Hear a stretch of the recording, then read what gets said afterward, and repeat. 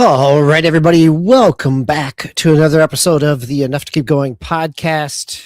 We are back here for another week. This is episode 430 for the week of Sunday, March 29th, not 26th. March 29th, we're heading into the end of March here, finishing out the first 3 months, the quarter, which is oftentimes, as Todd was saying last week, oftentimes the end of the fiscal year for people as well. And turning the page into April.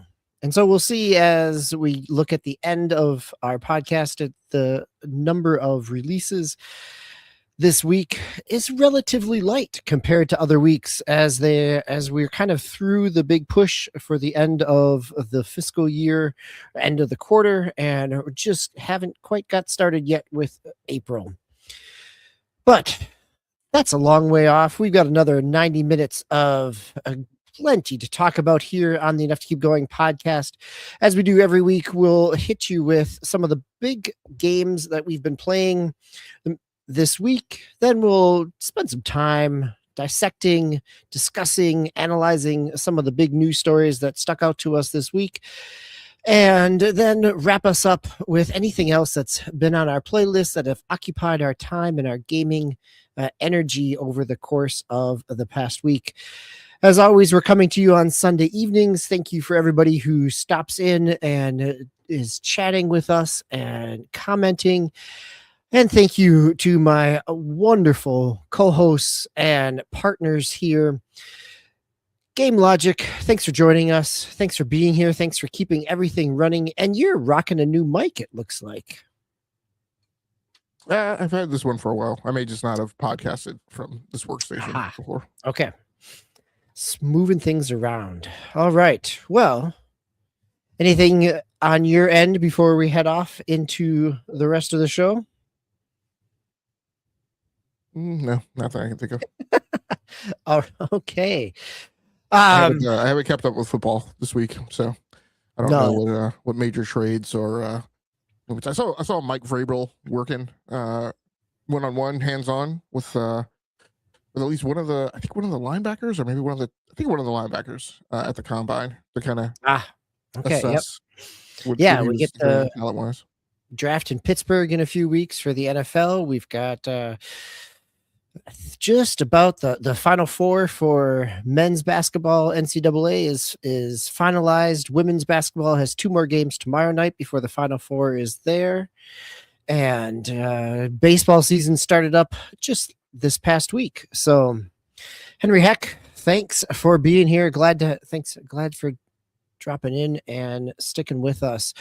All right. So I'm going to start off this week, and I'm chuckling to myself because to say this is the big game that launched this week seems kind of not really. It's the game I was excited about, and it's the game that I've been spending some time playing over the past few days, and this is Limited Run's release of Marvel Maximum Collection. So this is the X-Men arcade game. This is by Konami. This includes Data East's Avengers arcade game. It includes Maximum Carnage, Spider-Man Maximum Carnage for the Super Nintendo and the Genesis. And it includes Spider-Man Separation Anxiety for Super Nintendo and the Genesis. It includes Spider-Man and the X-Men Arcades Revenge, which has both a Nintendo, an NES, a Genesis, a Game Gear, and a Game Boy version on this. So just ask what question. So I assume Separation Anxiety is something to do with Venom, or the symbiote, at least. Yes. So yes, so these are games like Maximum Carnage, spot on, follows along with the the early 90s Maximum Carnage, big old crossover between Spider-Man, Web of Spider-Man, Spectacular Spider-Man, Amazing Spider-Man, and even Spider-Man Unlimited as at that time. And then Maximum Carnage, yes, does deal with Venom and the variety of symbiotes that come with that as well. And the final game on this list is Silver Surfer for the NES. So yes, Henry Heck, it's a interesting mix. Like, it doesn't have the Genesis X-Men collections or the X-Men games, which are held in high regard. It fortunately also doesn't have the LJN X-Men game on the NES, which is held in not so high regard. But I think the big pieces here are the arcade games and the fact that the console games like Separation Anxiety and Silver Surfer and Maximum Carnage have the ability to do unlimited life or unlimited health, because these games were, as both the two Spider-Man and Venom games are just side-scroller brawlers, but are incredibly punishing as such. The Konami X-Men game is a great, it's classic. One of the things that is interesting about this collection is that you have it has online rollback netcode, and so you can play up to 6 players online. It is one of the thing that I really like about it is that if you're playing at a you can choose to play 2-player, 4-player, or 6-player. And if you choose 2-player or 4-player, you're dealing with a 4x3 screen. But then if you choose a 6-player, you are suddenly on, there we go, right? You've stretched it out and you've thinned it out. You're on what would be the dual screen arcade setup. And so you have, which is actually, one, it's a great way to play in the arcade, but also playing at home now it's my preferred way to play, because you have so much more real estate to see where your enemies are coming in a belt scroller brawler, where in the tight narrowness of a 4x3, it feels very compact and doesn't feel like, so if you've played this game at if you played this when you were a kid, congratulations, glad to have you here, because I did as well. And if you are playing it at any, barcade or retro arcade where they've got, it's set up or projected big, the X-Men version it's great to play. I'm playing this. I picked this up on Switch, in part because I've got enough Switch controllers that could potentially play 4 to 6 people on it. The idea of playing online is pretty great. The Data East Avengers game includes Captain America, and that one is from early 90s as well. Captain America, the White Vision, right? Like, Vision had that period in the 80s and the 90s where he had like that cream color versus the red and green color. And then you've got Hawkeye and Iron Man. And so this is a Data East game. It is what you would expect from an early 90s Data East game, like Bad Dudes or a variety of other ones. Like, your character and your sprites are smaller. Actually, it feels pretty responsive. One of the nice things about it in terms of the game itself is that, your Hawkeye arrows or your Captain America shield, unlike the classic X-Men arcade game, you can do those special attacks without losing any health. And so, unlike, in a Konami arcade game, you do your special attack, whether it's Turtles or Simpsons or X-Men, and you're going to lose some health. In the Data East game, you can throw your Captain America shield, you can do an Iron Man blast and not lose any health. And so you have a little bit, it's a little mix, there's a lot more variety in that game. I remember playing this game in the arcade and plunking in, probably dropping $8 to $10 at one point in time in middle school to finish it all the way through. And so, but I played it this weekend with my son. We didn't get all the way through, but it's got save states, so you can save at any point in time. You can, it has rewind features as well, and so you've got the ability to do that. And then you get into the console games. So one of the things that I didn't even remember or know existed is that there was an NES version. There's both a Genesis version and an NES game for Data East and the Avengers game. Thrifty, glad to have you here. You're not late. You just are missing me ramble on about old Marvel arcade games in the Marvel Maximum Collection. So glad to have you here. So there was a Genesis version of the Data East arcade game, which is included in this limited run collection. And there was also a NES game, but it's a side scroller platformer game, which I haven't had a chance to play. I'm pretty sure at that point I was kind of checking out of the NES, looking forward to Genesis and Super Nintendo. So, and then you get the two Spider-Man games, Maximum Carnage and Separation Anxiety, both the Genesis and Super Nintendo versions. You know, they're interesting. They're fine. I remember picking up the red cartridge Super Nintendo version of Maximum Carnage at one point in time, many years after its release. Like these are games that I remember more so from their advertisements in comic books than I do from actually renting them from the store. Yeah, Henry Heck played Maximum Carnage at a friend's house. Yeah, right. Like that is one of the games where you probably rented or somebody got it as a gift. But it's also one of those games where if you got it as a gift, you were probably pretty disappointed because it's a punishing platformer. I mean, it's a punishing brawler with a lot of kind of blind attacks that happen off screen that come in.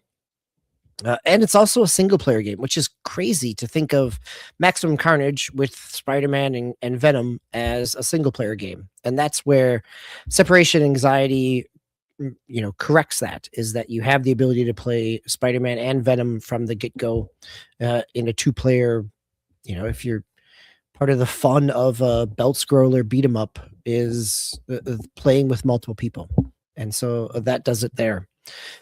So yeah, the collection itself it's $24, $25, Steam, PlayStation, Xbox, and Switch.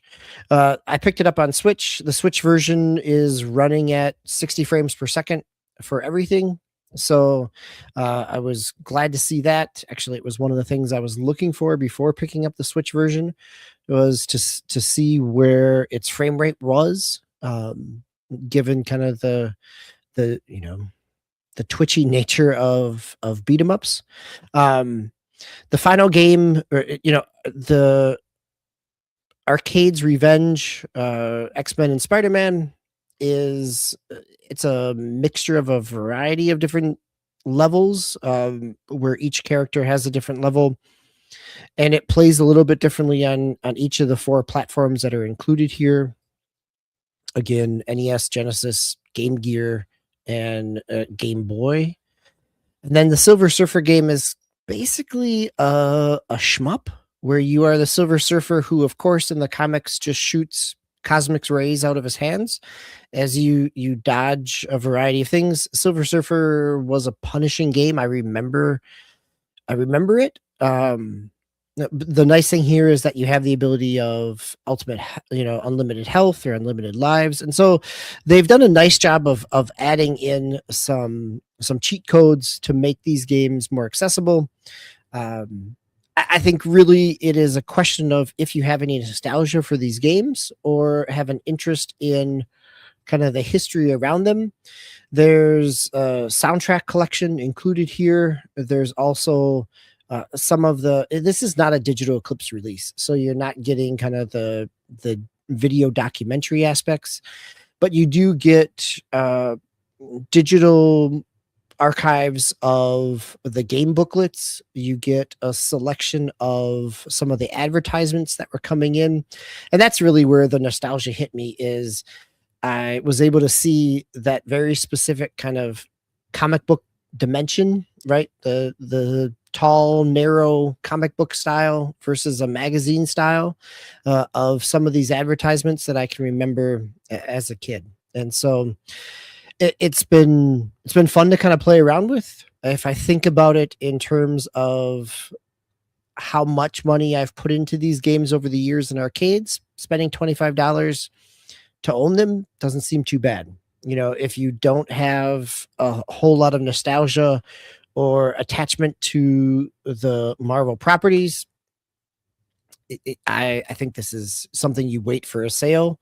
But if you do have some nostalgia for these, the two classic arcade games with X-Men and Avengers, or an interest in exploring some of these other kind of also ran games on 8 and 16-bit, it's not a bad collection at all, right? It's not completely comprehensive, but it is also the first time in a while, because the X-Men arcade game was delisted back in the early 2010s from PlayStation 3 and Xbox 360. And so if you don't already own it, this is another way to own it legally.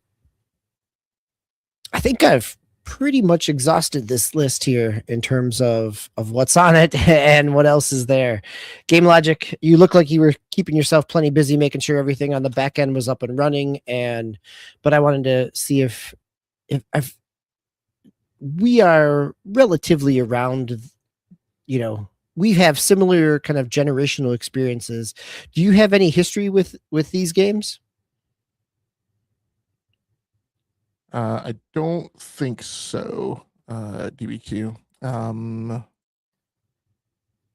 I don't remember every game that you mentioned was included. I definitely know, like, I don't even know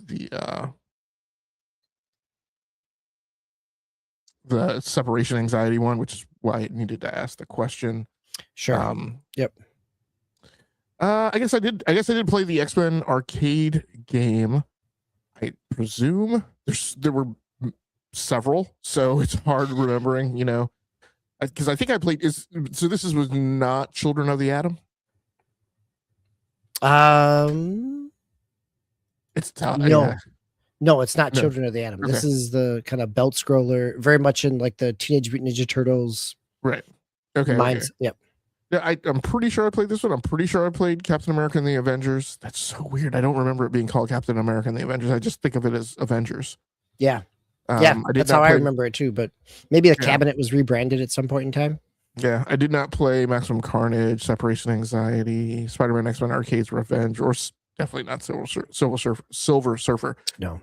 So yeah, I did play the arcade game and you're right. I mean, that's the play, right? Because my brother and I were deep into comic books. We were collectors. We used to ride out to our specialty comic book shop on our 10-speed bikes like every Saturday. Like it was a whole ritual that we still talk about to this day. Sure. No, right? Like that's where I can remember these advertisements from, is picking up comic books during that time frame in the early 90s. Yeah. Yeah, and I do remember, like, I want to say that's the first game that I can really remember, like, it giving you the power to wield Cap's shield, which I still think is like one of the coolest things in comic books ever. And awesome to see it like on the big screen. But yeah, I don't like. I think the stark difference for me is, and so help me out. Like, what brought you to this game? Because is this just recently? It just came out this week. So yeah. What drew you to it was announced last month or so. So I was kind of keeping an eye on it. Henry Heck, thanks for the comment about the X-Men Genesis game. Yeah, there were some good X-Men Genesis games. X-Men 2 Clone Wars, and then just X-Men, which was, you had big sprites, big animation. These were modeled very much within the kind of Fox Kids X-Men kind of style. Yeah, those were some great games. Unfortunately, they're not here. That would be great if they would be. I don't know that there's a great way to. There's a collection that includes those at this point, but those are two excellent Genesis games. In terms of what brought me to this, I think the idea of playing X-Men online is pretty fun. I've enjoyed, jumping in and playing this winter when I was playing the Marvel Cosmic Invasion that came out from .emu and Tribute Games has online, and so that's again the same thing with like TMNT Shredder's Revenge. So it's a fun little way to go about that. I also these are to me part of this is it's nostalgia, but it's also gaming history in terms of being able to kind of go back and have a copy of these games in a legal way to play through. It's not to say that I haven't played through these in any other way previously, but it's good to own. And I think it is, part of it is also the hope of like, okay, so if this one sells well, there's lots of other places where, going back to what we just said with Henry Heck, right? Like, I'd love to get a collection of the X-Men games from Genesis, or, give me some more Marvel stuff that is sitting out in, kind of licensing hell that they could go after. So I think so part of that is kind of supporting these initiatives. Same way, like I love the Digital Eclipse releases. The Mortal Kombat from last year was excellent. Granted that those are like little documentaries and video histories where, but also part of the history of this is the ability to sit on a couch with my son or get online with some friends and be able to talk about the games and what we remember about them. Watching my son play Silver Surfer and very quickly putting on the cheats of dying within the first 2 minutes of the first stage, right? Like it's that idea of, this is having that conversation of what video game rentals would have been at the time of sometimes it was always a crapshoot, right? Like sometimes you get a game and you're excited and you're playing it all night long. And sometimes you get a game rental back in the 80s and early 90s and you realize within 15, 20 minutes, like this game doesn't make any sense. There's no booklet. I don't remember. I don't have any idea how to control this. What do I do? And he did exactly that with the Arcade's Revenge game in this collection, where it doesn't really, if you look at how to play, it tells you action 1, 2, and 3. Here are the buttons. They have different action to them, but they don't explain what you're actually doing.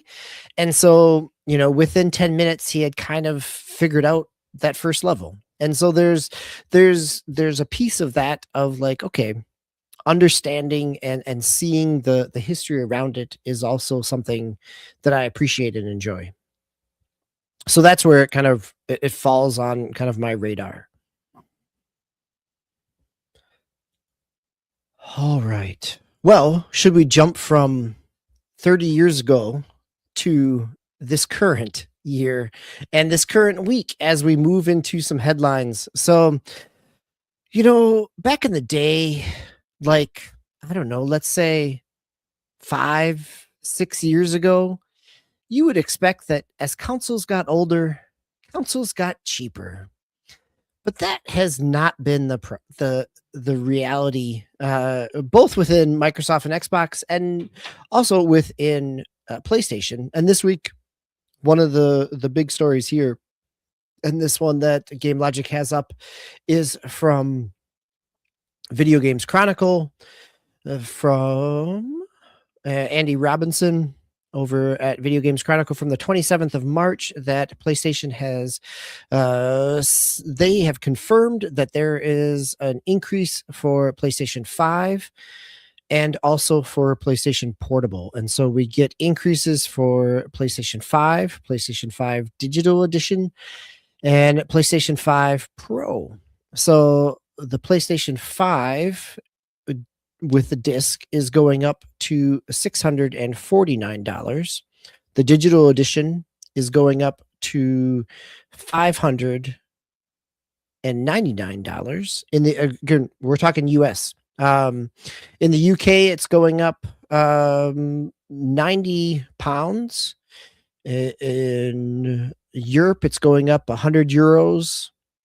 So in the US and Europe, it's going up about 100, and the UK as well. So we've got PlayStation 5 Pro, which is going up from $699 to $899. So we're seeing anywhere from $100 increase to a $200 increase for PlayStation. And just for context, I want to bring us look at in November of 2020 when PlayStation 5 released. You had the disc edition, which was $499, and the digital edition, which was $399. And when the PlayStation 5 Pro released in November of 24, it was $699. So the PlayStation 5 Pro is seeing its first increase of $200. And we're seeing another increase. We've seen a couple of increases for both the digital edition, which has already gone up $100 from its launch price and is now $200 off of its launch price. And the PlayStation 5 with a disc is now $150 off its launch price. And one of the other pieces here, you do have a price increase on the PlayStation Portable, which is going up for the first time from $199 to $249, or $200 to $250. So seeing about a $50 increase here as well. In all this news, right? It's not drastically surprising because of whether it's tariffs or increases in RAM prices and availabilities. We also have DuPont and plastics and anything kind of petroleum based seeing some anticipated price increases as well. And yeah, I'm gonna Game Logic. You just pulled the microphone close to you, so I'm gonna let you jump in. Right? I think I was gonna say a little snarky piece of we don't have a price increase for the PlayStation VR 2 listed here, but that assumes that they're still making a PlayStation VR 2 and not just selling out units and stock that they already have. Yeah, Henry, heck, I agree with you. Right? Like 6 years in, this is when we start to see discounts. There was a time 6 years in for the PlayStation 4 that you were hitting a $299 or a $199 price tag. So, but that is not the case with this generation. I who would have thought that buying a console upon release would be a money investment? That would be the cheapest time that console would be available. Game Logic, you have owned or do own most of these units in some capacity, right? Currently, you are an owner of a PS5 Pro. I think you do own a PlayStation Portal. I don't know. And you have certainly owned both a disc and I think even a disc, a digital edition of PlayStation 5 as well. Thoughts? You've probably been talking about this on some other podcasts as well, because this is very much within the economic wheelhouse of your analysis. So I'm very curious kind of what your thoughts are here. I was live on my own channel right before we got on here. And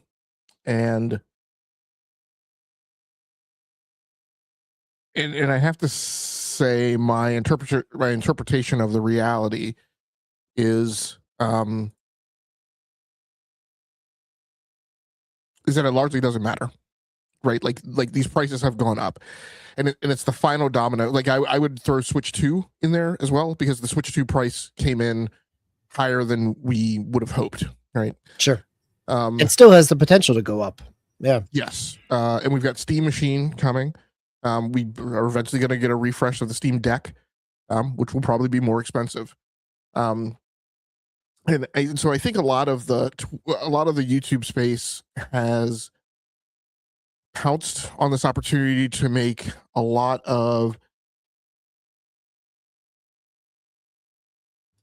I'm going to assert, not very valuable content. Yes, I think that it's sensationalist for the sake of headlines, right? Like, it doesn't necessarily take into the reality of the economic factors. It is just there looking at historic numbers. Yeah, and I would even take off the table the need to account for the economic factors. The big one that I threw out was, when this generation started, we didn't have one of the, I can't remember what the number is, of strategic choke points in the world that actually matter. I think it's 7 or 8. Maybe that number's off. Maybe there's 13. We don't count all of them. There's only certain ones that are like primary shipping lanes. Like we didn't have one of them shut down, and so that is not only a strategic choke point. It is the strategic choke point to which vast amounts of petroleum flow, and so we have a state of affairs in the world where the cost to transport anything by any mode that requires fuel has significantly increased in an era of uncertainty of when that is going to be relieved. So I think for gaming content, like there's certain things which need to be recognized and certain things that need to be done about the things that are recognized. For several months, a lot of people have been yammering and yapping about, consoles are going to be more expensive next generation. I'm like, okay, so what? Like, what do consumers need to be doing about it? Stage one, you need to consider whether or not you're upgrading next generation. Let's assume next generation starts late 2027. Take stock of where your equipment is now and determine whether or not you need to refresh. Because here's the thing that a lot of console players haven't been exposed to. As a PC gamer, up until now, all of my PCs are on a recap refresh cycle. So I build a PC, I record the date that I build it, I start a timer, and I say, okay, all of these parts have an expiration date. On this date is when I'm going to start my recap or my refresh. And I'm going to, and I have a whole system, a whole framework where I do a tick-tock, right? Where I do a foundational upgrade, hitting the motherboard and processor, the RAM if I have to, and the cooling solution. And I separate that out. And I do that deliberately so that I don't get hit with the cost of upgrading an entire PC all at once. And then I do that. And then 2 years later, typically, I will update the GPU. But each time I do that, I have this whole set of calculus I have to do. I have to say, am I moving a GPU over? Is that GPU going to last right for the tick-tock? Do I need to make the GPU the tick and the foundational upgrade the tock, right? Console gamers haven't had to think about things in this paradigm, and they now need to. Yep. Particularly if you are a multi-platform gamer, you're going to need to decide, right? So if you're on a PlayStation 5 Pro now, let's just say you're multi-platform and you're on a PlayStation 5 and a Nintendo and an Xbox or whatever. This generation, I traded in my PlayStation 4 Pro to get a PlayStation 5, and I traded in my Xbox One Scorpio to get an Xbox Series. Well, now maybe the calculus next time around needs to be, maybe you stay on that PlayStation 5 Pro since it's got a mid-gen upgrade. And maybe the only thing you're going to upgrade is the thing that didn't get a mid-gen refresh. Maybe you didn't buy Nintendo Switch 2 right at launch. So maybe you buy that later, right? Maybe you're not buying an Xbox. Maybe you're not buying Project Helix. If you're not buying Project Helix and you now have a gap, you now have a hole, you now have budgetary relief for what you would have normally spent at the cost of, maybe you need to think about, are you going to reallocate that? Are you going to reallocate that to a Steam machine or to, like, there's a set of things that need to be discussed about what a gamer's future state is. There's literally no one that talks about, in particular, multi-platform gamers, and an acknowledgement that they have a personal gaming ecosystem, a PGE, let's call it, and that thing now potentially needs to be managed in a thought process that they haven't. Part of that may also be readjusting your paradigm on, hey, this time around, I'm going to stay on the last generation hardware. Let's say Xbox is one of my things. I am confident that Microsoft is going to continue delivering new content and new games to that old hardware. So that maybe that's not my priority on upgrading. So, but no one's having that conversation. The entire conversation is, oh, greedy corporations, evil Sony, evil Nintendo, evil Xbox. Like, who cares? Who cares? Like, they're not going to walk the prices back. So the reality that needs to be faced is that next generation, entry-level gaming into next generation is going to be more expensive. If you spent $1,200 entering this generation, it's not a $1,200 price point. So it's $1,200 your budget this time, or you're just going to pay. The thing that I just talked about was how these gaming conversations fail to talk about price sensitivity, which is an economic term that a lot of people haven't been exposed to because they don't get it, right? But this is the thing where I say, hey, a price goes up, and the person goes, oh, people aren't going to pay this. I'm like, Elon Musk is not concerned about that thing going up by $100, right? So you need to think, and I use Elon Musk as an extreme case, but like, you need to think about how many Elon Musks there are out there in the market. There are not a lot of Elon Musks. But my point is like, I'm going to say a thing, and people aren't going to like it. I'm just couching it in this framework to try and convey my point. If you stay in a duplex in one subdivision, and you think there's 30 gamers in that subdivision, and in the next subdivision, which is single family homes, there's 30 gamers over there, you need to think about whether or not those 30 gamers over in the single family home subdivision are not price sensitive to the $100 price increase in order to still pay it. Because while you're angry and you're not going to pay for the PlayStation 6, those other 30 people in the single family home subdivision might. Those are market demographics, and those are stratification of the market. And that's, again, a thing which people don't talk about. But what you need to recognize, because you've ignored it for 5 years, listening to content creators who haven't told you, what you need to understand is all of this, kids only want to play on tablets, kids only want to play gas, you need to understand that those people are not necessarily spending money, and that the people who have been spending money are the people who are bearing the $92 billion industry. And that the reason content keeps being made and the reason hardware keeps being made for those people who are bearing the burden, people who are paying to support the $92 billion industry is because they're paying to support the $92 billion industry. The suppliers are not making decisions for the people who aren't spending money. And that is a harsh reality which no one talks about. But that is what you need to understand. Because what you need to understand is what other people will tell you is that don't spend your money on this, they're going to roll that price back. I got news for you. These prices aren't rolling back, potentially. Content creators threaten that, once they see the cross-generational space that they're in, they're going to, we have been in a cross-generational space for years already. It is a permanent state of existence on PC. We have people that constantly argue that consoles are basically PCs. Well, guess what? The article that I wrote this week was "Welcome to the Suck," because now consoles really are like PCs, right? Both not only just in terms of the nearness of their technology, but also in the economic state of the supplier-buyer relationship. Right, exactly. In terms of that pricing. Yep. So these are the things that they need to talk about. What do content creators need to be doing? Content creators need to start walking the walk and say, hey, if you really think that the future is everybody playing on mobile, you need to start playing on mobile. You need to start demonstrating to people, here's how you play on mobile. Here's the content that's available. Here's the things that you buy to make it realistic. What a lot of people do is a lot of content creators go and they buy $1,500, $2,000 handhelds and tell people that's the future and that's the way to enjoy gaming. Totally bypassing and ignoring the fact that, look, hey, if you're claiming people aren't going to spend pay for a $1,000 console, they're also not going to pay for a $1,500 handheld. You need to break out your Apple TV and your Fire TV and buy the Luna controller and subscribe to Luna and actually start playing the games and stream it and put YouTube videos out about it and inform people. Tons of conversation about Resident Evil and the Assassin's Creed games and all these things came to the iPhone.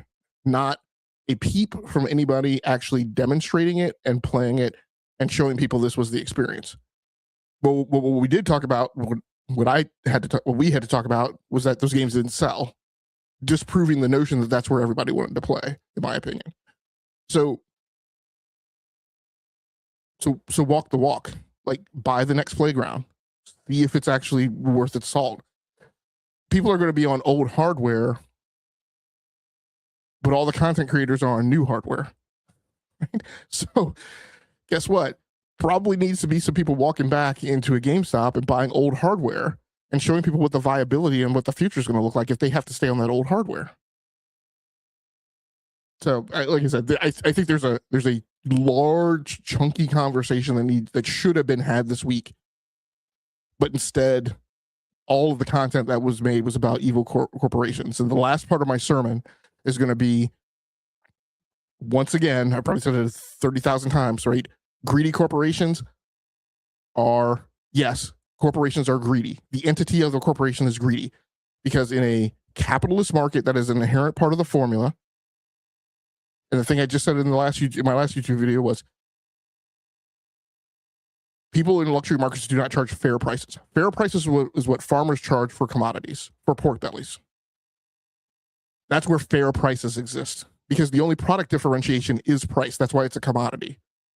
In a luxury market, corporations maneuver to figure out how much the market will bear. And the other way to say that, exactly. And the other way to say that, if you want to put it in evil, greedy, Machiavellian, greedy corporation terms, is they seek to figure out how much they can get away with charging. And that is the price that they set. And part of that is they look around at the rest of the market and they see what other people are charging for their products. And they decide, hey, we can get away with charging this much. And that's how a capitalist market, and especially a luxury market that is enabled, at least partially, by the, I always forget this term, DBQ, is it something that starts with a V? Verteuben effect? Oh, yeah, that sounds... Veblen effect? I'll look it up. I'll have to look it up, yeah. It's the contradictory dynamic in a luxury market that makes that market operate in a way that does not equate to Adam Smith's notion of the law of supply and demand, where we expect things to work a certain way, but they often work in the opposite, right? And what we've seen prices go up, demand remains the same, or actually increases in the gaming market. I'm sorry, DQ, go ahead. No, I think that's a really key point about the industry and the market that we're in terms of kind of high-end gaming. Hero Down Under, thanks for joining us here, talking about adjusting your spending, and Henry Heck as well, the good comments back and forth in terms of kind of the reality of this market space. And I think one of the things that you're talking about, Game Logic, one, I don't have any disagreements with you. I think one of the things that you bring up, which I think is challenging for people who are the Veblen effect. Yes. Okay. Veblen effect. Veblen effect. Yep. Yeah, right. Like, this is a market that's not about, these are not staple goods, right? These are luxury products, which react differently to market pressures. And I think the whole conversation of, as you were saying, about,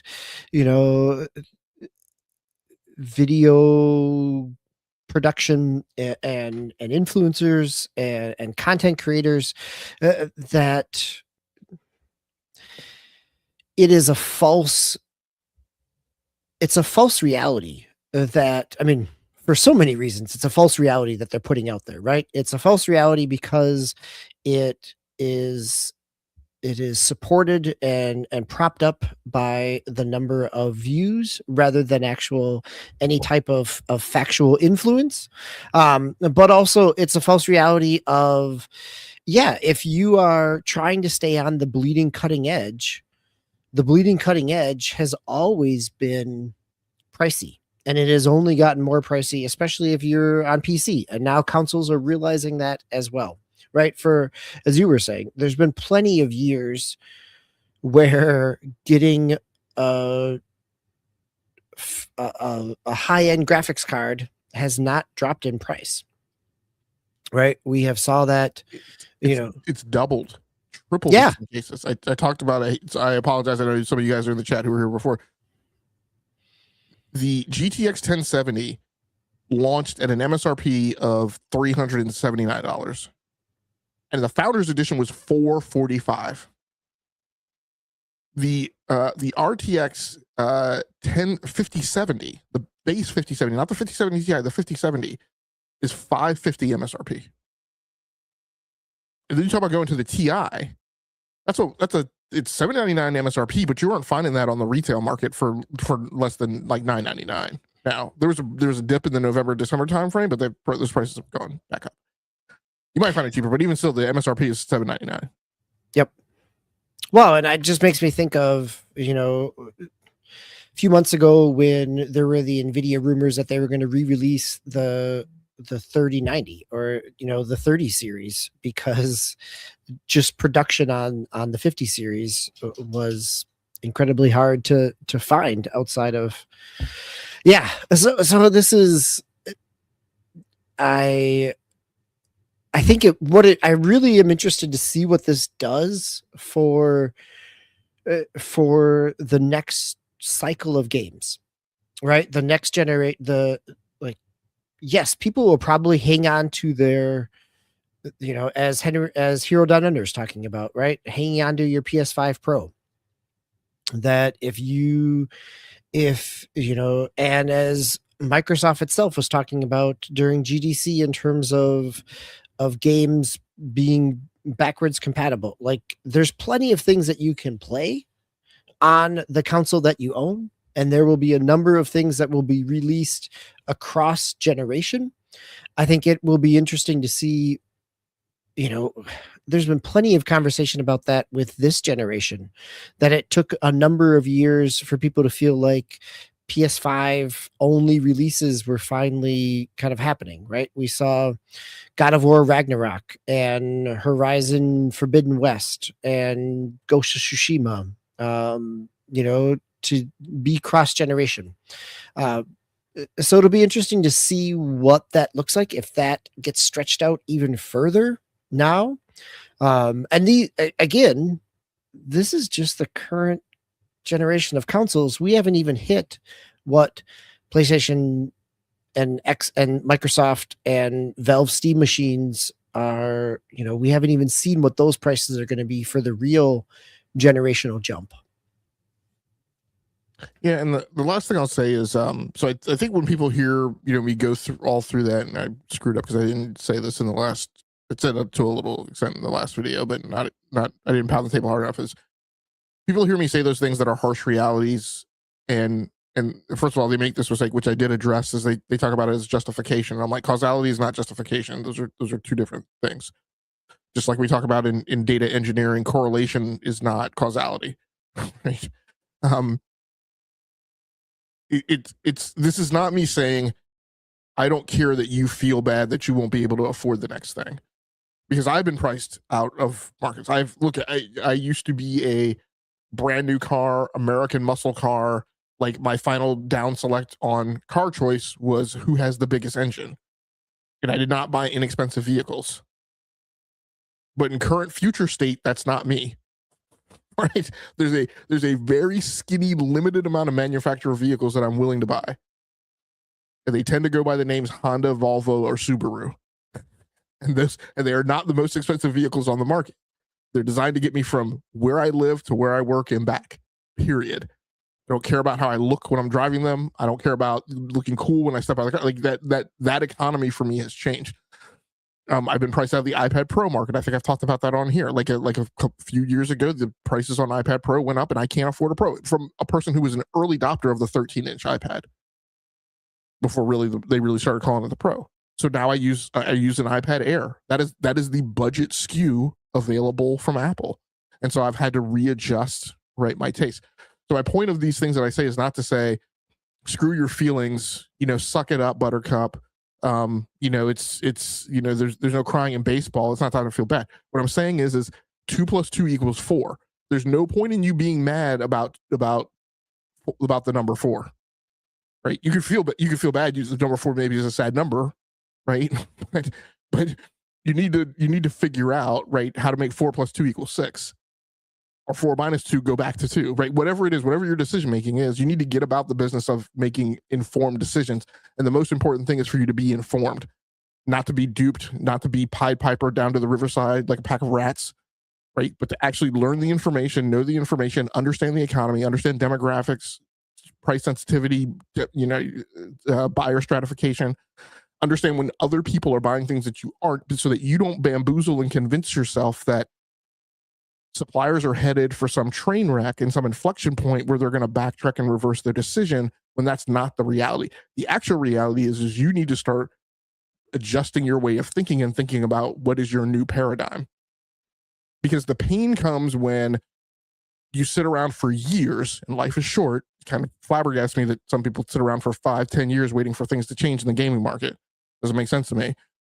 You need to figure out how you're going to change and how you're going to shift around in your seat and find a new reality that is acceptable and comfortable for you,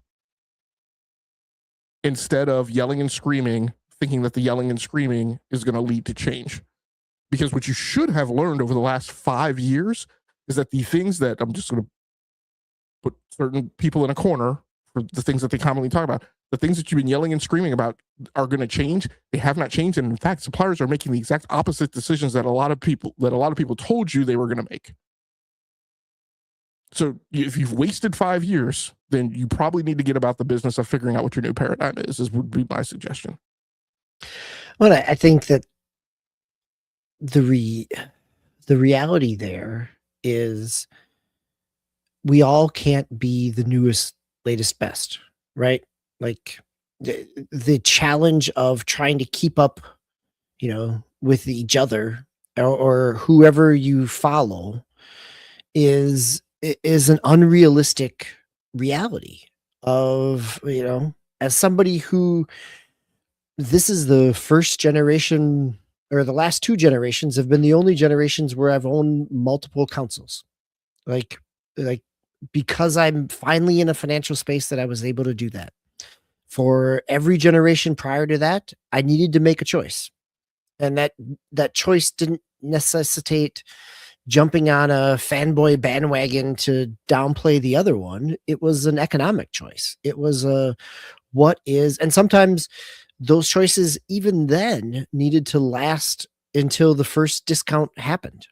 And now when those discounts don't happen, you have to, we all have to make those decisions based on our economic realities rather than our perceived social and personal worth by being able to comment and provide the most recent XYZ. And I think that's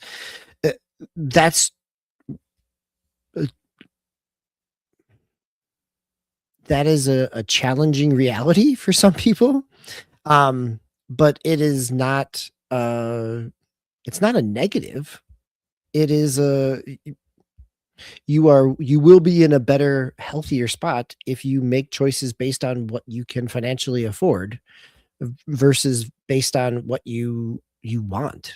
And whether that's in gaming or in vehicles, as Hero Down Under said, right? Luxury is not for everyone.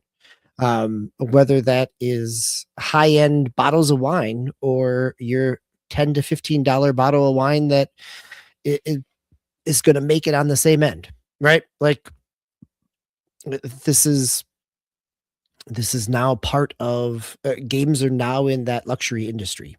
And if you don't want to be in that luxury industry, I have a wonderful world of indie games on Steam that, as we talked about 2 weeks ago, the $30 price point is seeing increases in sales. And so there are plenty of ways to enjoy gaming experiences that don't necessarily have to have leather seats and all the other luxury items that come with it. So I apologize to continue lecture when I said I was going to stop, but you brought up some great examples. So number one, you have a lot of people talking about we've peaked on graphics. Those people are literally playing on PlayStation 5 and Xbox Series, right? Like if we've really peaked on graphics and graphics are really not important as you assert, then go PC or buy a Steam machine, right, and partake in the plethora of AA and indie games that there are available, or stay on your last generation console. And I'm not saying that as a bad thing. One of the things that I would really think about that, again, other content creators aren't leading people to, is one thing to look at hardware that has high resale value or great buyback programs. And the thing that I'm going to suggest is going to sound crazy, but Apple just introduced the MacBook Neo for $599. The first time that they've made a entry level price on ramp. What happens in the Apple ecosystem is the trade-in value on their equipment stays incredibly high. I've actually really given myself whiplash because I went big when I entered the Apple ecosystem, and I built up my collection of 7 devices very quickly. But I also started upgrading them quickly because literally now that I'm in, I hardly pay a dime for new equipment. I trade my equipment in. I almost always get in excess of $500 for it. And it almost pays for the next set of equipment. So a thing to consider is, so the MacBook Pro M5 has finally hit the apogee point where AAA gaming on it is really, really viable. And again, everything doesn't come to the platform. But again, you talk about games being on multiple platforms. If you enter the Apple ecosystem and hit, right, so we're talking a little bit of kind of Mercedes-Benz, BMW. So the secret to the whole Mercedes-Benz, BMW ecosystem, and I'm not in that ecosystem, right, but is you buy in low, you buy the 300 class or whatever, and then the trade-in value on those vehicles is so great that you're then able to trade that vehicle in and bump up class, right, over time. And so if you get into the Apple ecosystem, they hold incredible trade-in value, and you can bump up, and you can eventually get to a piece of equipment. Now, again, shifting paradigms, right? Maybe you start thinking about, am I going to play on an iPad, which is actually feasible and actually a great product. Lots of people don't talk to you about, if you want to play Civilization 4, 5, 6, and 7 are on the iPad Pro or on the iPad. And you don't need a Pro to play it. Supports controller. If you want to go budget, you can still get in on something like an iPad Air 13. It's an incredible refurbished program as well to manage costs. So there are paradigm shifts you can be making in a preparation to exit a space that is becoming unfriendly to consumers, unfriendly to certain people, right? Given whatever your socioeconomic situation is, that the people aren't offering you as solutions. They're just telling you to be bad.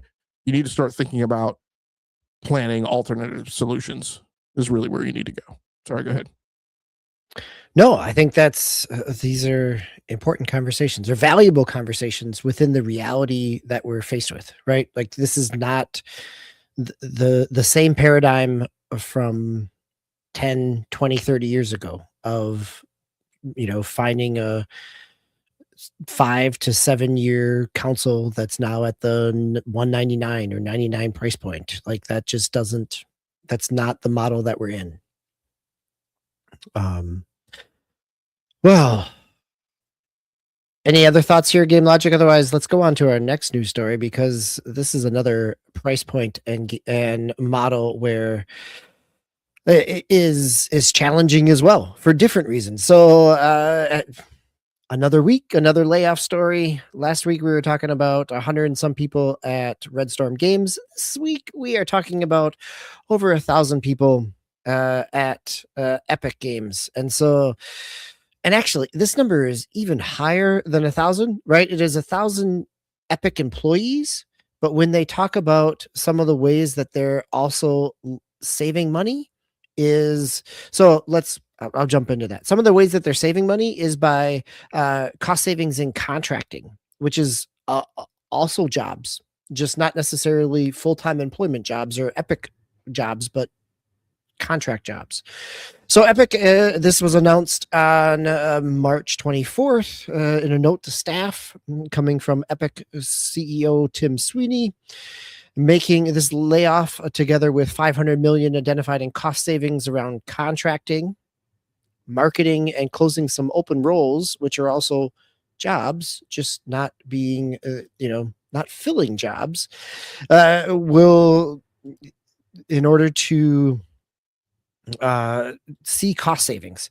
So I am not going to get into this whole statement from Tim Sweeney, in part because I think in part because I think some of the justifications are not a surprise, but also feel really thin in terms of actual being justifications, right?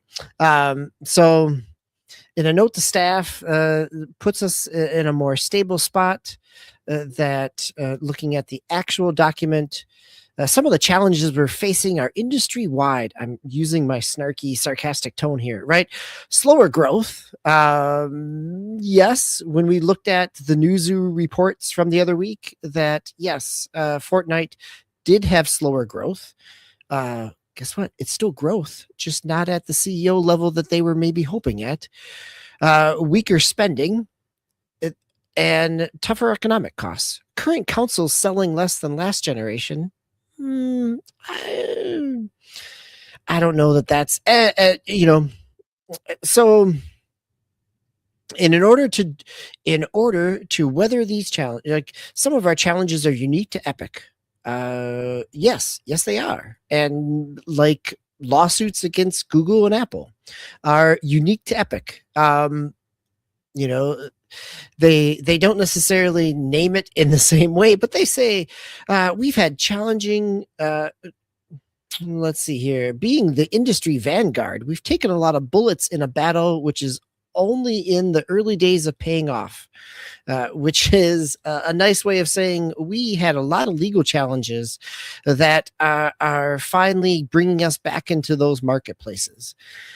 So, this is, I think, if we think about this within the context of the Newzoo data that we looked at a few weeks ago, Fortnite was still high in consumer investment, but not necessarily at the same level. It had decreased and is not growing at the same rate that Roblox was.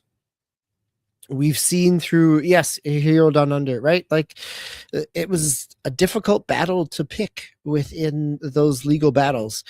And within those legal battles that we've seen through, Epic's battle with Apple, we've seen the price that they've paid to launch the Epic Game Store and how much they were spending to have free game giveaways within that Epic Game Store. I think one of the biggest challenges with this announcement that I have is when you look at the Newzoo data from a few weeks ago that show that Fortnite has slipped in its player engagement and its player spending, that laying off 1,000 people, and laying off people, understandably, that is one way to cut some costs. The challenge there is if the way to grow back in that game space, grow back in that industry in terms of player engagement and player spending means that there needs to be an even higher quality of content pipeline, right? Like if you're not going to get that same level of pipeline production and development and content when you have laid off a chunk of people. And granted, Epic is a very large company, but some of these people, as news stories have hit, some of these people within the layoffs are some of the more veteran people within the game development around Fortnite, and which, if you're only looking at price points, sure, they probably have salaries that are higher than others, and so you do see some savings, but they are also people that probably have the engine and the experience and the knowledge base to create the content that Epic CEOs want in order to grow back within that industry space. So I find this really challenging. One, it is difficult to see a studio that is as successful as Epic has been lay off this many people, also, and to shut down a few projects, right? Like the Fortnite, I'm trying to remember what the racing game that was done by Rocket League's people. The Rocket League Racing or whatever. Rocket League Racing, or right. It wasn't Rocket League, but it was Rocket Racing, is what it was. Yes. And the Fortnite Festival Battle, which was the Harmonix, the Fortnite Festival, that mode is still continuing, but the head-to-head for band battle is being shut off as well. Game Logic, thoughts here? I think yeah, right. This is not new to this industry, but I think it is difficult. I find it difficult to see where Fortnite finds and attracts more in an audience that is, as we saw within the Newzoo stuff, Roblox is a beast and is a spending model in and of itself. And I think this is Fortnite finally feeling that to some degree. Yeah, I mean, there were a few things that weren't reported as part of this news cycle, and I listened to the Game Business Show this week, and Chris String's guest was Steven Totillo, who was formerly at Axios, did a lot of reporting during the acquisition.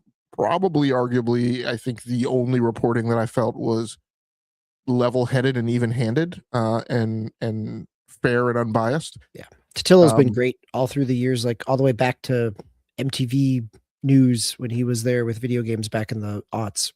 Yep. So one of the information, part of the information that was not reported this week with these headlines is that the last time Epic did this back in 2023, they were at 5,000 heads, and they dropped 1,000 people, so they were down at 4,000. And even though this article says, they did a hiring freeze and all this stuff, the reality when Steven Totillo pulled the thread is that over the last 2 years, they have floated back up to 5,000 people. And so when these 1,000 people get laid off, they're going to be back down to just north of 4,000. So, take that as you will. I don't really have any conclusions about that, but I'm just saying it's part of, part of the stuff that that didn't get reported.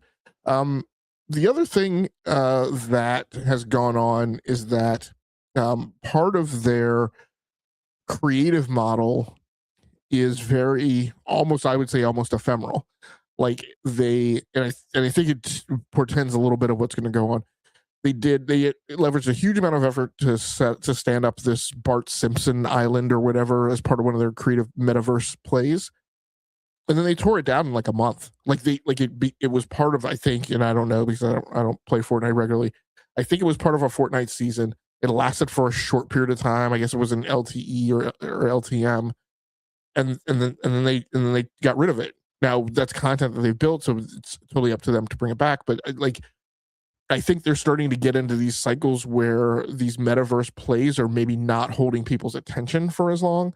One of the things that happened, like I heard you mention the Newzoo stuff. I don't know if you talked about how part of the thing in the Newzoo report was that their player engagement time overall was down like 27%. I didn't mention that, but I remember that from the Newzoo piece. Yeah. Yeah. So, these may show potentially shaky legs. I'm not friends with them, but I do have 6 degrees of Kevin Bacon awareness of one developer who works at Epic. They are very well compensated, and they, like in the realm of like a couple years ago, we heard how much maybe last year, maybe the year before, we heard how much developers make at I want to say Amazon and Facebook, which is just not normal salaries. Like I interview people who come to us saying they want to make that much money, and we're like, dude, we're not Amazon and Facebook. Like we're not paying those kind of salaries. So, but the Epic guys are like in that segment of the stratosphere. So I think what this means is what's going to happen potentially is that the next time around you need to build like a Bart Simpson Island or whatever, it's going to be contract work. And it's going to be, you're going to build this for a limited time. And maybe what's going to happen is that maybe that becomes the new model. And they're going to, maybe what they're going to do is set up kind of like an MCU type network of, what the visual effects studios, which is not a great way of life. Those visual effects studios are there's certain things they're not happy about. But this they may set up a supply chain where they have multiple like contract studios that like work on these pieces of content, and they're short term and they're only going to last for so long. But so that's a reason why they would go around to not farming that work out to like permanently employed employees in order to keep their headcount down. This time around, I don't know. I think there's a larger conversation. I'm not going to have the conversation tonight. I think there's a larger conversation here. I'm going to throw out a slightly scandalous hypothesis. And that won't be the first time. So that in the Western world, there is apparently a widening gap, and it's been a fault line for a very long time, between where Western corporate culture and performance demands, financial demands, intersect with creative in a way that I would argue has been largely solved in Japan, and to a certain wider extent, potentially the wider APAC region. When we look at markets, and I talk about the trajectory of how we had like in the 70s and 80s, we had a bunch of console vendors, and then it went down to basically just Sega and Nintendo. And then that grew again into the 90s to where we had like 8 or 9 console vendors. And then what the market said, yeah, time out, not supporting this. And we went back down to 3 vendors. And we've been at 3 vendors for 20 plus years. But as I mentioned earlier, I wrote a piece called The Perpetual Bubble that the gaming industry has been in for the last 5 years, and arguably extend that backwards 2 to 4 years for the run up. So arguably, so we've been at 3 vendors, but it has been a very rocky road for the last 5 to 8 years. And we need to have a conversation that what's possible is that what the market is telling us is they're only going to support 2 vendors. And then I also link that to when I look at the Xbox execution of strategy, and I look at where these corporate cultures have these very widening chasms happening between Western corporate culture and demands and creative, I start to ask the question that there's a viable thing to be walked through about whether or not, great, because we spent a long part of video game history where video gaming all came out of Japan. So I think there's a consideration that maybe we need to analyze that, right, and wonder if there's some reality and some causality to that, because you look at how Nintendo treats its developers. Like I talk about the Rockstar mentality that in particular has grown out of Western culture, and I'm going to take Kojima out of that. Right? I'm going to take the guy who's who was head of Tekken, who just left his studio, right? So I'm gonna take Suda 51 out of that, right? Squarey out of that. Yeah, but there's very much a Western Rockstar culture in video gaming that extends below the top, like extends well below the top tier, right? So it's not just the Todd Howards and the John Romeros, right? It goes deep into the ranks. That is not the culture at large prevalence, at large scale in Japan and other Eastern studios. And I wonder if there's something to be said about it's difficult to maintain a legacy of decades of creative video game work when you don't have a corporate culture that really gets it and supports it. But that's a larger conversation. Yeah, that's an interesting conversation to look at and to think about. But we will save that for another night when we don't have quite as many news stories to talk about. But as you alluded, in terms of the market and the bearing more than two. So let's talk about the final news story here with the Xbox partner preview and some of the announcements that came here during this, as we often do when we get a direct or a showcase or a partner preview. There's I'm not going to run through the entire list of everything. I'm going to there's lots of there. Depending on your preference, you may find things that stick out to you. You may not. Some of the things are coming really quick, like on the screen right now is Super Meat Boy 3D, which is coming out next week. Some things are not coming out until 2027 or later, depending on the Expanse, the Osiris Reborn, which has very Mass Effect vibes to it, is looking at 2027. The final game that was announced or shown here is Artificial Detective, which is kind of a first announcement of it. A couple other games that were first announced here as reveals, those are 2027. And then we get things that are coming out right in April, like Hades 2. Vaunted is also coming out on PC. I'm glad that the Eternal Life of Goldman is coming out on Xbox, because that was one that I played on PC.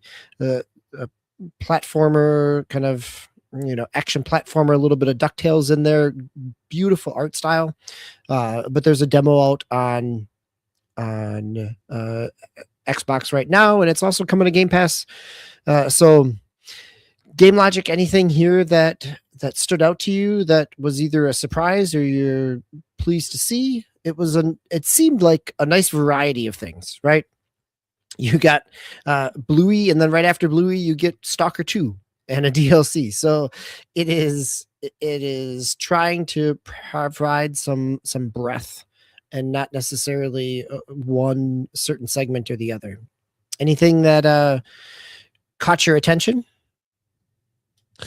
No, not really. And that's, part of that is because I'm in a wide angle turn on the approach path to the landing field, where I'm just kind of rejiggering kind of what I expect to be playing the rest of this year.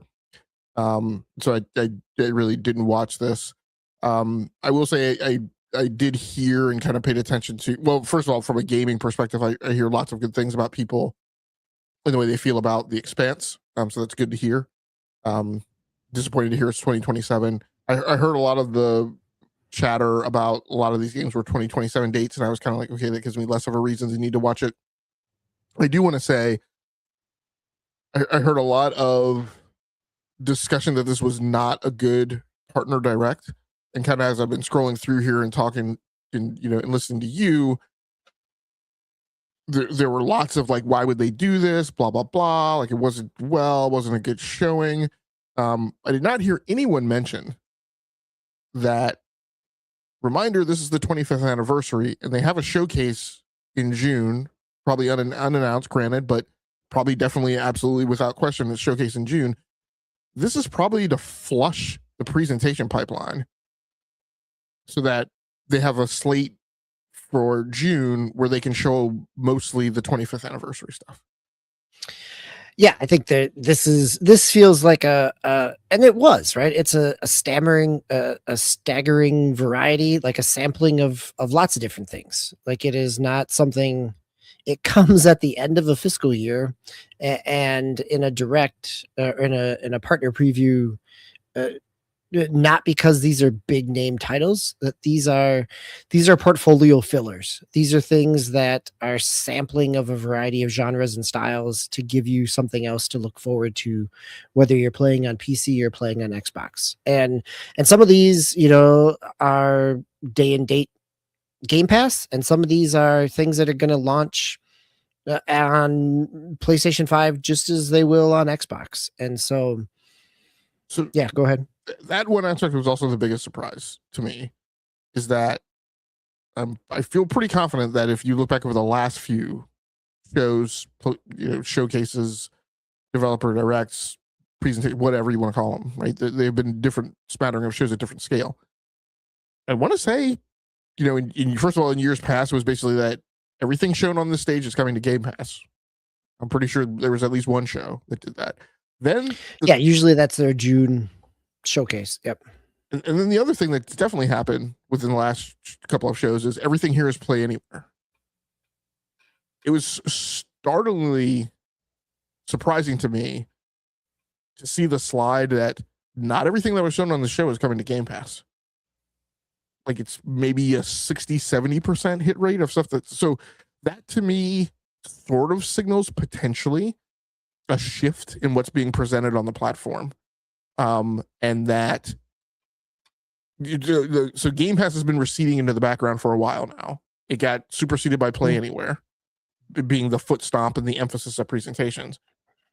Now we're not on Play Anywhere, and we're definitely way off the beaten path for Game Pass. So it's going to be interesting to see how things unfold. I'm slightly partially curious to whether or not they show up in the summer. Well, the summer's going to be all first party stuff, so it doesn't matter. But like, I wonder if we're entering an era where there's going to be showcases that like, look, we're going to show what's on Game Pass and we're going to show what's Play Anywhere, but that's not a criteria or a rubric or a thematic mandate for what gets included in the show or not. I don't know. I also feel like it's a reflection of where Xbox is as a platform at this point, right? Like there's very few developers, unless you're owned by Microsoft, that are going to only be putting something out on Xbox. And so it wasn't a surprise that things are coming out kind of cross-platform, because even Xbox, Microsoft is putting out things cross-platform at this point. So, but I think you're right. Like it is the narrative around how they organize things is not nearly as streamlined and as clear as it once was when they were in or trying to be in a different marketplace. So, yeah. All right. Any other thoughts here? Otherwise, let's round the corner for we're coming up to the 90-minute mark, but we got only a few games here in the final rundown to talk about. We've had plenty to say, and I appreciate the conversation happening online and the chat as well. So thank you, everybody. Game Logic, why don't you get started? I talked a whole lot about some retro games, but you haven't had a chance to talk about what you've been playing, and you've got some more Call of Duty for us. Yeah, actually, I haven't been playing a lot. This is not a huge show for gameplay this week. I did return to Call of Duty, which I think I mentioned last week when Tao was here. So yeah, you were talking about you had some gameplay from Call of Duty, and yep, we spent some time in that. And I kind of ramped it up this week. I started the week off playing a little bit of Shadow Tactics, Blades of the Shogun, continue to play that, but as the week wore on, this was a very tight week schedule wise, so it just became the thing. There were so many nights that I started playing late, and this is kind of one of the only things that I'm not even willing to get into an extraction shooter when it's a late start gaming at night, because as I mentioned before, like an extraction shooter is actually a longer, more complicated workflow than just a straight up like arena shooter. Like there's tons of inventory management between missions and tons of waiting through the economy and tons of planning out like the next thing. It's not just go on a match and play a bunch of randos, right? So it's very contentious this week on figuring out what content I could get into.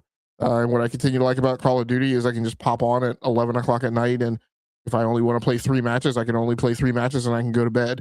And I'm not like, mad or disappointed about the thing I wasn't able to do. The thing that really kind of turned it up for me too was Double XP weekend. So I had to make that a priority.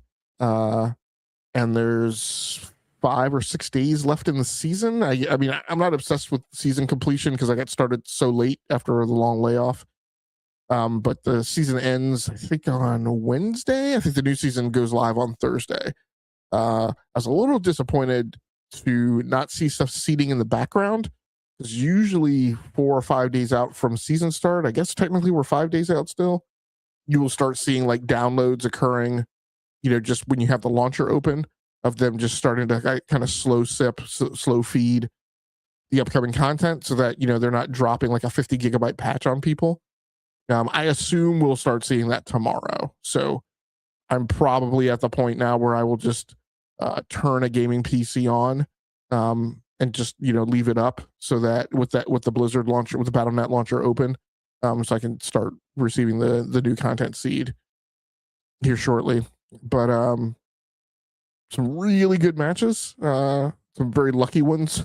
I think I'm finally over like hating Overload, even when it is on like a bad map. I will say I'm a little not super crazy about the fact that like they will, like I got put on an Overload match on Yacht, or on Hijack, and I'm like, dudes, like we need to not be doing Overload on like a map that's all like 200 feet long, right? It's just like there's no way to avoid and evade anyone. I'm like, why are we doing this? So, but yeah, and like I said, I'm not into prostituting myself for weapon unlock. So like literally here, as I started off on Prestige 3, like I have one loadout, and I'll just keep spamming that weapon until I hit the mastery levels and stuff like that. Like it's more important to me now to have like a very small number of weapons that are maxed out, and have as many of the crazy camos, because as I mentioned last week, when you get these camos for weapon mastery, they're actually universally applicable, so you can apply them to multiple, to every weapon. So yeah, having a good time. I'm hoping, there's been a lot of doom and gloom around Call of Duty.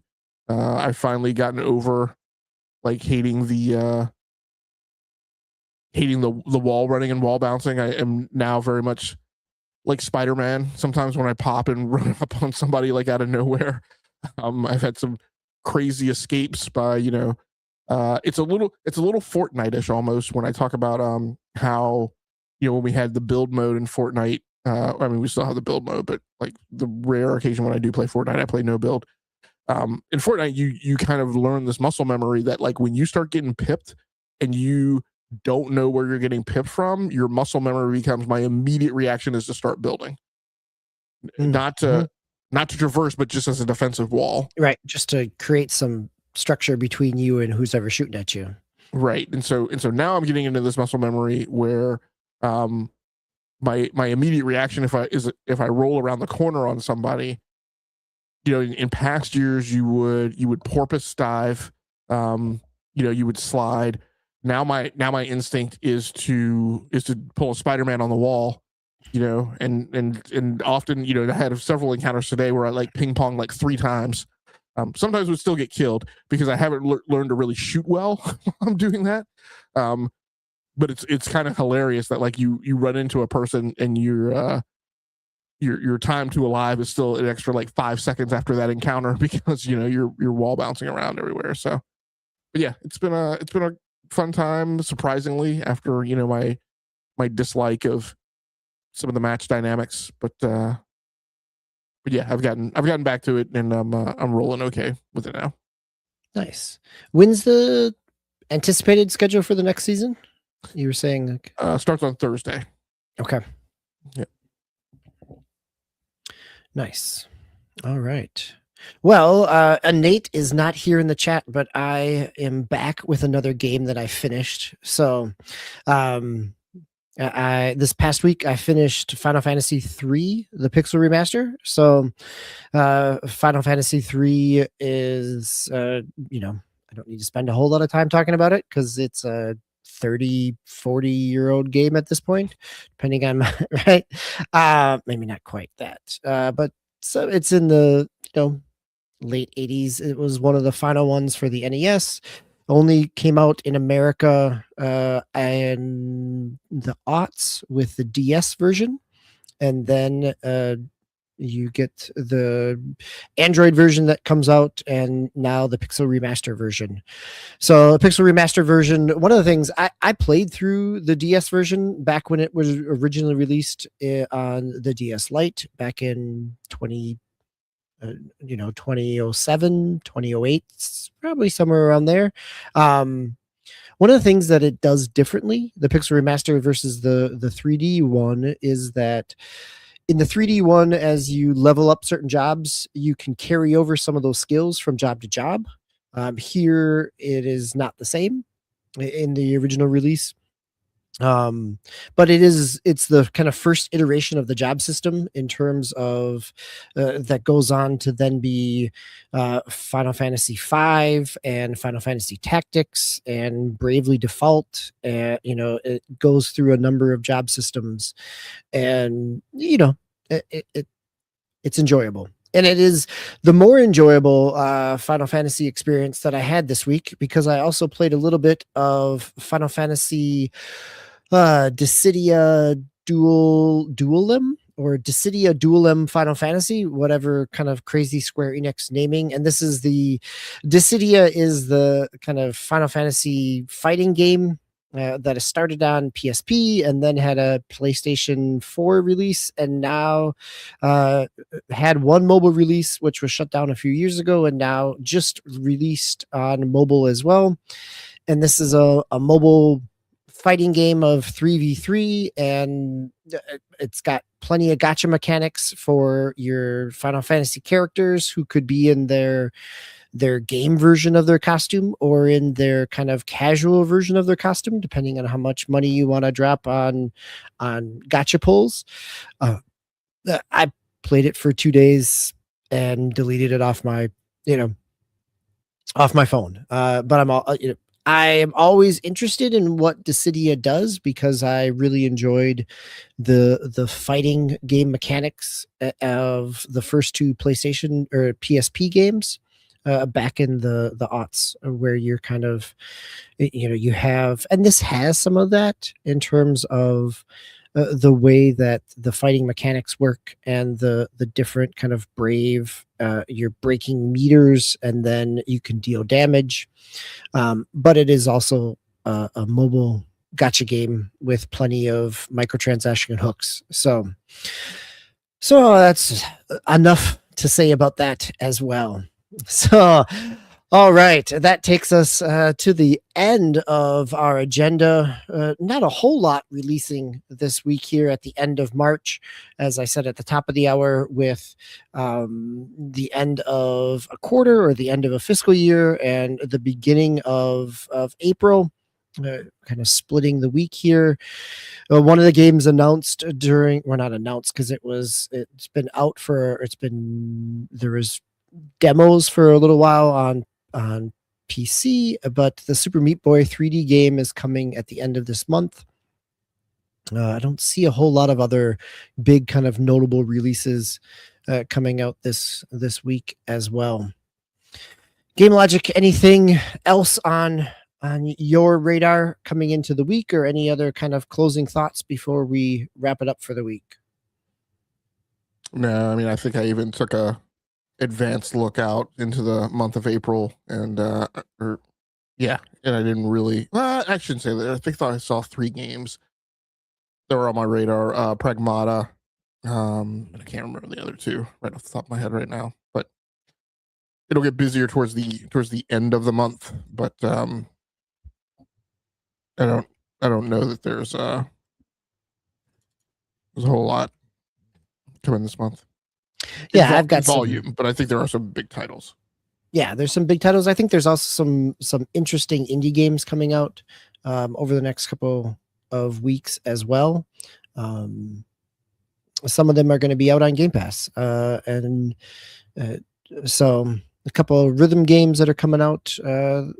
And one of the games that I'm looking at this week is a small little indie game, Little Nemo, which was originally a Capcom NES game, but there is a different, same kind of property, but an indie developer making a 2D kind of storybook art style kind of platform action adventure Metroidvania like, which I played a demo of probably a year and a half ago at this point. So that's coming out this week But again, this is finding enjoyment in that $20 to $30 range, rather than looking at the high end graphical space, as we talked about for on the show related to PlayStation and all the other realities of our hobby and our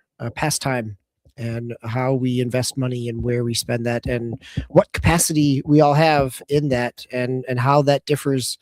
Uh, and it is not the same for everybody, nor does it need to be the same for everybody.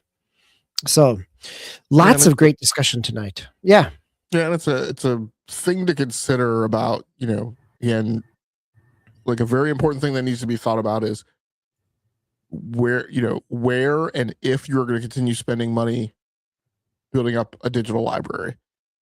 Because if the forward progressing hardware is becoming more expensive, then you need to think about hitting the brakes, right, on continuing to pay in to an ecosystem if you worry that ecosystem is no longer going to be something where you can stay up to date. Now, again, if you're on a PS5 Pro, one of the things that I mentioned is like the nice thing about hardware is hardware you can trade in, right, and gain credits towards like your next purchase. So that's something to think about. And I shouldn't have said. I shouldn't have made it sound like there was nothing coming out this month. We've got again. We'll cover these each week, but we've got Starfield coming out on the PlayStation 5 on April 7th. There's things that are coming out that I'm not particularly excited about. I know people are excited for Mouse PI for Hire and Hades 2 coming to the Xbox, but for me personally, I'll keep my eye on Starfield on the PlayStation 5 and give that a consideration. But Pragmata, obviously, and one that I really like that not enough people talk about is Tides of Tomorrow, coming out on April 22nd. That is the game where there's kind of like a little bit of a Death Stranding, like community multiplayer, but not real-time multiplayer, where I remember this from the announcement PlayStation showcase, where like a person comes through an area and they showed like they took a guy who was harassing them or something and threw him into the water, and so like when you came through, then that person had been thrown in the water, so there are these temporal effects of like persistence of like actions that other players have taken who have crossed through an area. And it's a bit like a water world setup. So I'm very curious to see how that strikes the landing. That'll be really interesting to see what that ends up being in its final product. A PC Curiosity Sudden Strike 5, which is a tactical RPG, squad-based tactical RPG, is coming out. So that should be interesting. Might be a nice warm-up and entryway into the Fire Emblem. I think it's coming out this summer. I can't remember. And then obviously I know people are excited for Saros that comes out at the end of the month. Not me personally, but so yeah, there's stuff in there. That's definitely going to be interesting to see how it lands. Yeah. And as you said, we'll talk about it each and every week here on the Enough to Keep Going podcast, as we talk about the big releases of the week, some small things, what we've been playing, and plenty of news and analysis as we go. Game Logic, thanks for being here. I always appreciate your analysis, your perspective, and your honesty as we talk things through. Thanks for everybody who joined us through the chat. Henry Heck, glad to have you here. Thrifty and Hero Down Under, thanks for all the commentary and all the comments and conversation. And if you are joining us after a Sunday evening, we are coming to you live every Sunday evening at 8 p.m. Eastern time. But you can always find us on YouTube and your podcast of the choice. Glad to have you here, whether you're listening live or you are finding us anytime. So for myself, DBQ Hams and Game Logic, we will be back next week. Game Logic, you will be in the driver's seat, not only at the wheels of steel, manning the boards and keeping us live, but also moving us through in the host seat as well. So that will be next week. And until then, I have been your host, DBQ Hams. This has been episode 430 for March 29th. Thanks for joining us. Enjoy your night. Play the games you love. Love those you play with. And be kind to yourself. Good night, everybody.